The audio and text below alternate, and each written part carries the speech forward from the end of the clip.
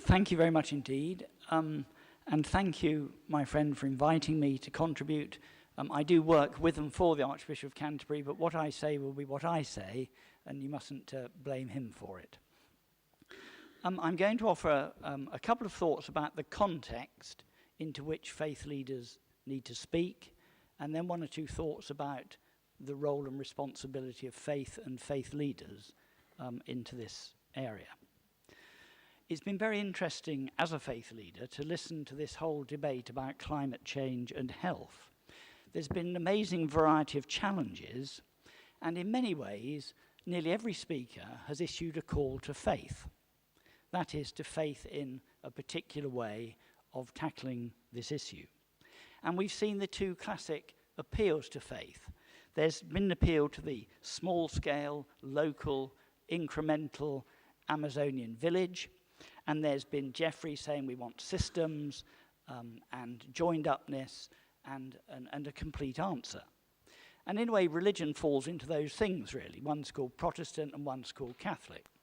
Faith is handled actually in an interplay, isn't it, between purchase on the ground in real time, but a big vision and a connectedness that embraces everybody. Second thing about the context for faith is the state of politics, which again has been a very powerful theme that almost nobody has refrained from mentioning. And my own two pennyworth is that the liberal project is clearly running out of steam and may be over. The Enlightenment project may be over. I think that's worth thinking about. Freedom for our society has become freedom for the individual, me and my rights, which has become what Pope Francis calls the globalization of indifference. You just get on with your life. You don't even notice other people, let alone care about them. That makes it very difficult for our passion to have cohesion, community, a joined-up response to this issue of climate change and health. People are retreating into what are called echo chambers, and power remains with an educated elite. And the lesson of the last 3 years in so-called democratic politics is that more and more people feel excluded and marginalized by the progress of the liberal project. I think that's a big issue for us in terms of the context to think about if we're going to make any impression as we've been advised. A little thing about populism. Nietzsche was very clear that populism is what he called a headless movement. That is, even in the 19th century, you could see the media was able to whip people up to having a moment of expressing a view, a moment. But it's headless. It doesn't have any ideology, tradition, a track record, or even a plan for where it wants to go. And we've talked about the lack of a plan in many of our sectors. Populism creates a moment of engagement for people. Faith is actually the business of converting moments into a movement. That is something that's connected, got a history, got a future.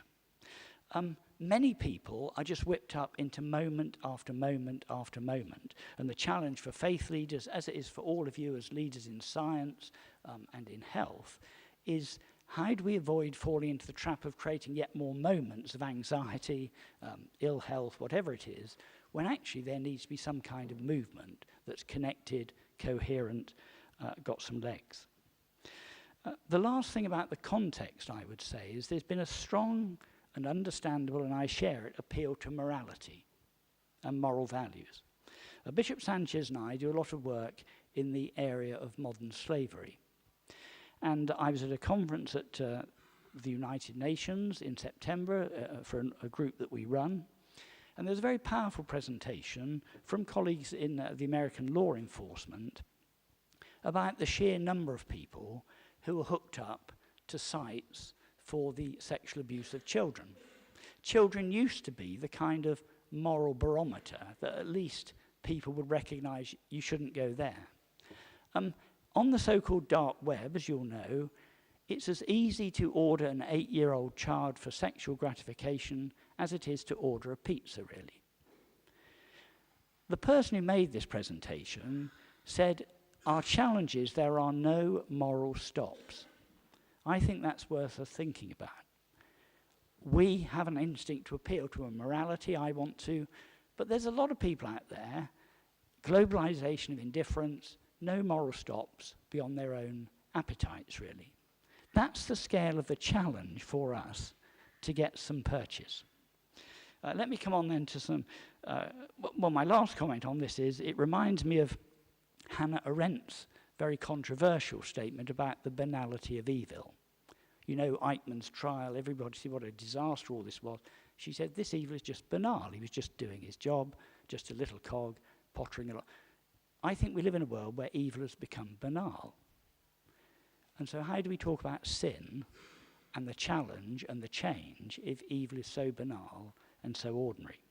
A few thoughts about the faith leaders' opportunity, responsibility, possibility. First of all, faith is a call for people to stand on common ground. A major thing that I've been learning about in these 3 days is air pollution. And of course the Bible is very clear that life comes through being given breath. Into humanity, breath was breathed. That's something about the power of creation is in each creature. That is a common ground that I guess many people making presentations have been able to assume. How does that fit with the no moral stops and the kind of collapse into private echo chambers? There's something universal Catholic about breath as there is about atmosphere. How are we going to claim that? And the thing about the image of breath is that it makes us dependent. We're dependent, a lot of this is we're dependent on the atmosphere being clean enough to breathe. We're dependent upon the breath of God to give us life, a sense of trajectory, a sense of hope and desire. How can we recognize a spiritual state of dependency on the creation, on the creator, on each other, and not rush into saying, here's the answer, join me in my club or sign up to my solution, that's the way we're going to go. The deeper register to connect with people for faith is this common ground of the breath. And I think what Bishop Sanchez and I have found in convening work about modern slavery is the churches and faith communities have enormous cred in terms of standing for goodness. We get the most amazing people into the space, from government, from business, from the media, from academia, from faith groups, and they'll come into the space because we have two virtues as faith leaders.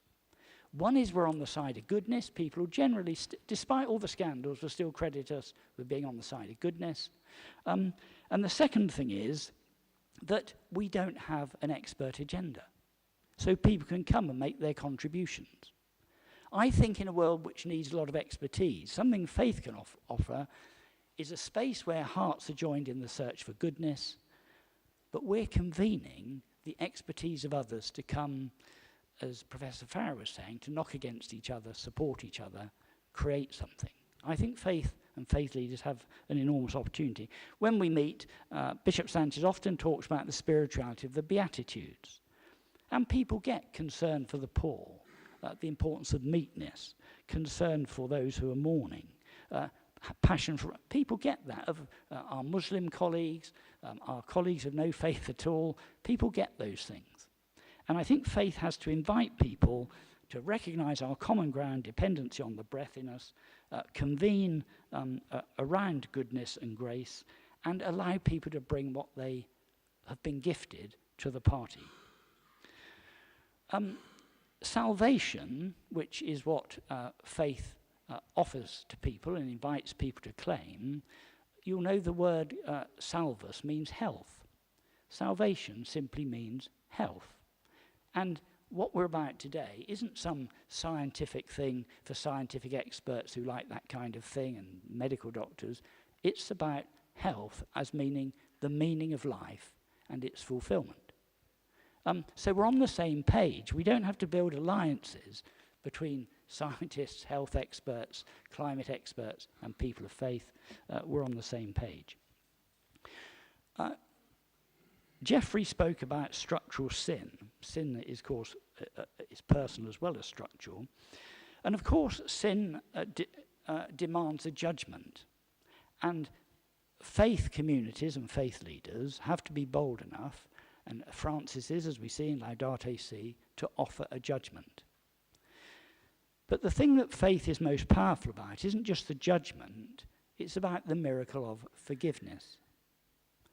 And that's a spirituality that we need to hang on to as we engage with each other and with the outside. And we've heard some moving things today about, I was talking to somebody at coffee who works with people in the former coal belt in the States. That's been a way of life. It has, in my diocese, we've had closed coal fields for 20 years. People haven't moved on because for generations.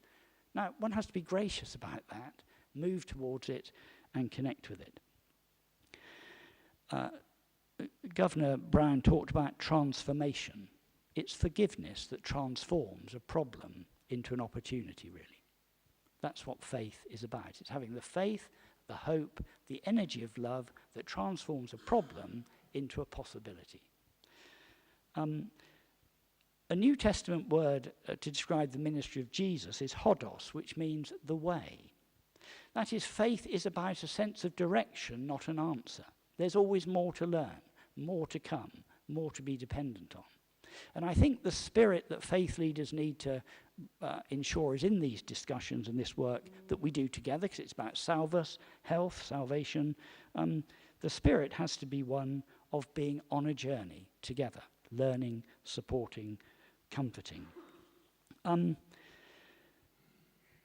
I've talked about faith and the narrative of breath. Of course, in the Christian faith, it's not just breath being breathed into human beings to give us life. There comes a moment where one on a cross gives up his last breath. Now that will happen to each of us in this room. That is the process of being given life. You give up your last breath. But part of the challenge of faith leaders is to help us see that the giving up of the last breath is the prelude for the fact God keeps bringing breath, what we call resurrection, new life, in a different mode, a different way, a different context. That's not an excuse to say, well, this doesn't matter. It's a perspective to say we can face getting it wrong, defeats, going down sometimes, but the resurgence of the breath, which we call resurrection, is our hope that faith leaders must give. And it gives us permission to have a go, to do a bit, to get it wrong, to confess our sins, to be forgiven. That is a rather different way, I'd suggest, and you can come back on this, to a scientific paper that starts here in A, B, 6, 4, and ends up with C. You know, it's a much more human, complex, mysterious process that is driven by faith, hope, and love. The power of the churches, as I come to finish, the power of the faith communities is we can connect a vision of the narrative of the big picture, the story of the breath, the giving up of the breath, the new life. We can connect that with individuals in real places, in real situations.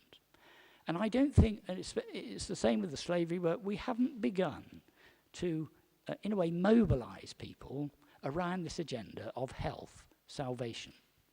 I think we're on the same page, we've got the same message. How are we going to help people step up into that and support it? We've got the SDGs and the Paris Agreement, which are frameworks. We have an enormous opportunity, I think, to help people.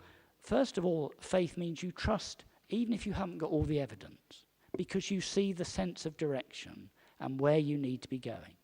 And therefore, we don't have to convert people totally with evidence. We have to give them signs, sacraments, indications, and start walking on the journey with you in that direction. We can give people the courage to try, to set out, to be proud to be part of an agenda, and to know that even a small bit in a small place can be taken up into a great picture. That's what the Eucharist is about. All those broken bits are taken up and transformed into something that contributes to glory. We act that out in our churches on Sundays. We need to act it out through people's lives, through their monitoring of their health, their citizenship, actions as consumers. We have enormous power that we haven't really organised, and people like you, as you're suggesting, need to challenge us to do that and to do it better and more effectively. I'll stop there.